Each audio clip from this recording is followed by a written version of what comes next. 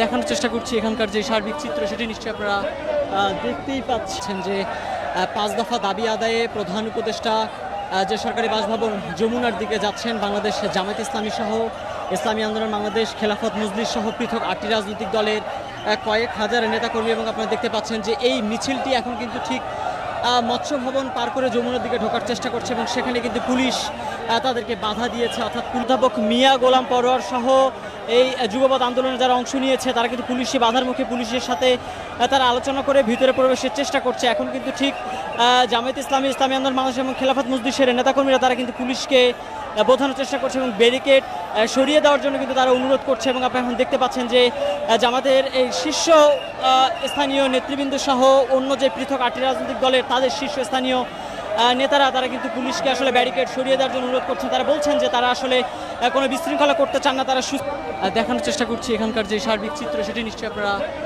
দেখতেই পাচ্ছেন। আসলে অধ্যাপক মিয়া গোলাম পরোয়ার তিনি আসলে এখন গণমাধ্যমের সাথে নেতাকর্মীদের উদ্দেশ্যে আসলে বক্তব্য রাখবেন, এমনটি কিন্তু তারা বলছিলেন।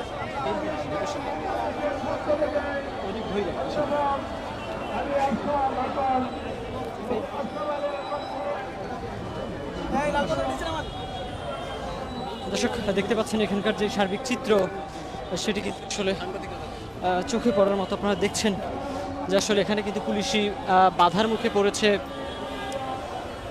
এই মিছিলটি, এবং এখানে কথা বলছেন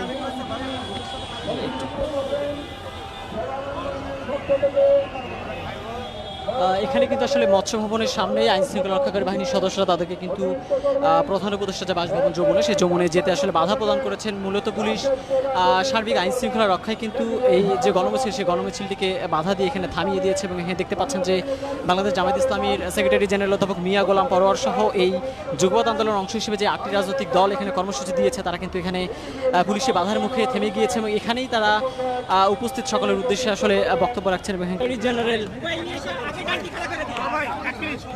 সেক্রেটারি জেনারেল অধ্যাপক মিয়া গোলাম পরোয়ার দেখতে পাচ্ছেন এখানে কিন্তু আবারও তাদেরকে